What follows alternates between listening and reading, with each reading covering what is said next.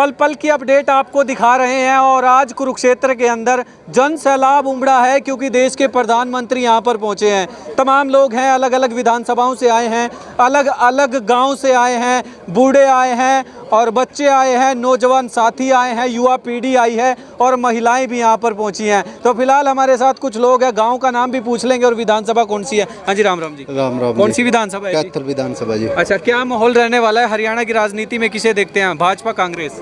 भाजपा की सरकार आ रही है जी, बिल्कुल। अच्छा, क्या क्या कारण है? बढ़िया सीएम हमारा जो नायब सैनी जी हैं, बढ़िया काम हुए हैं 10 साल में। किसी प्रकार की ना कोई खर्ची पर्ची, किसी प्रकार का कोई नहीं। पढ़ने लिखने वाले बच्चे लाग रहे हैं। अच्छा जी। हैं बहुत ही अच्छे अच्छे हाईवे मिले हैं हरियाणा सरकार। अच्छा, भूपेंद्र सिंह हुड्डा तो कहते हैं सरकार बनाऊंगा।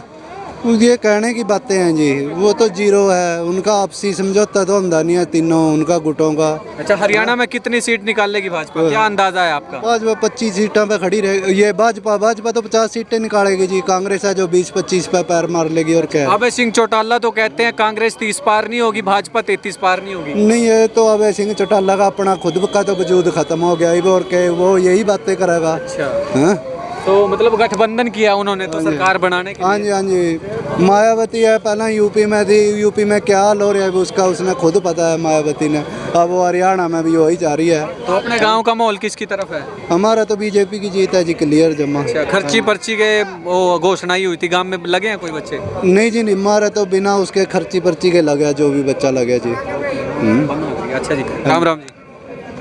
राम राम जी। किसकी सरकार देखते हो? काफी लंबे समय से राजनीति से जुड़े होंगे, देखी होगी सरकारें तो बहुत देखी होंगी, देवीलाल के टाइम की भी। ओहो, देखे हैं कि जो थे ना देवीलाल का राज या चौटाले का या बंसीलाल का राज, ये जट होना चाहते थे। अच्छा, और बरादरी को नहीं चाहते थे। तो भाजपा की उसे कहते थे कि जो बंसीलाल के पास जाते थे ना, वो बोलते थे कि जाटनी के घाघरे में से निकल गया। अच्छा, फिर नौकरी मिलेगी। अच्छा, ये बंसीलाल के लफ्ज हैं। मतलब आपने सुनी हुई बातें बता रहे हो ये? हाँ जी।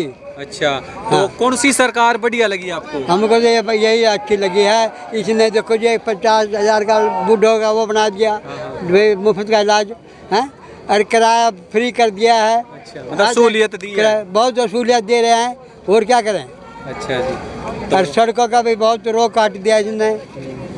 तो जी, क्या आप क्या कहना चाहेंगे? सहमत है इनकी बातों से? मैं इनकी बात से बिल्कुल सहमत हूँ। देखिए, हरियाणा में 10 साल से बीजेपी की सरकार है और बीजेपी की सरकार ने सभी जातियों को 36 बरादरी का काम किया है। कोई भेदभाव नहीं रखा है। हरियाणा के किसी भी कॉन्स्टिट्यूएंसी में समान विकास हुआ है, चाहे वो वहाँ का कैंडिडेट एमएलए कांग्रेस सरकार का है या बीजेपी की सरकार का है, उन्होंने समान विकास किया है। और जो पढ़ा लिखा लड़का है वो मेरिट के आधार पर उसको नौकरी मिली है।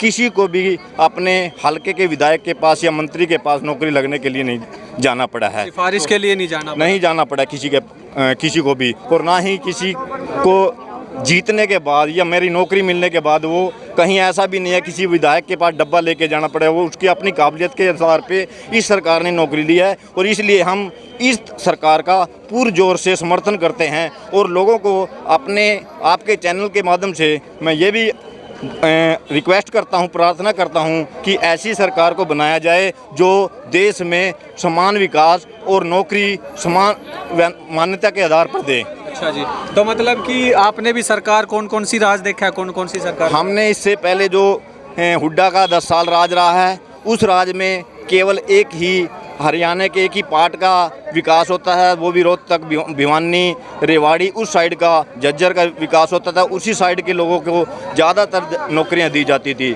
नौकरियां वहां खर्ची और पर्ची और सिफारिश के आधार पर दी जाती थी, परंतु आज जो नौकरी मिलती है वो सभी समान क्षेत्र के आधार पे, पढ़ाई के आधार पे दी जाती है सभी लोगों को। तो मतलब तीसरी बार हैट्रिक लगा? हाँ, तीसरी बार हरियाणा में पूर्ण बहुमत की नायब सिंह के नेतृत्व में सरकार बनने जा रही है। और हम नायब सिंह सैनी को तहे दिल से धन्यवाद करते हैं कि उन्होंने भी आने के बाद जो सिस्टम को बनाया है उसको आगे बढ़ाने के लिए उसको 5 साल देने हमें जरूरी है। कौन सी विधानसभा पड़ती है? हाँ, मेरी विधानसभा है करनाल, और वहाँ से श्री जगमोहन आनंद जी हैं भारतीय जनता पार्टी के। वो पूर्ण बहुमत से, भारी वोटों से जीतने जा रहे हैं। तो रेणु बाला तो समर्थन? रेणु बाला ने समर्थन दे दिया है, रेणु बाला उनके साथ है। और सभी जो भी टिकट बंटने के बाद जो भी लोग थोड़े नाराज हुए थे वो सभी पार्टी के साथ लग गए हैं। तो खट्टर साहब मनाने में कामयाब रहे? हाँ, बिल्कुल मनाने में कामयाब रहे हैं और जो भी लोग हैं वो भी साथ चल रहे हैं अब।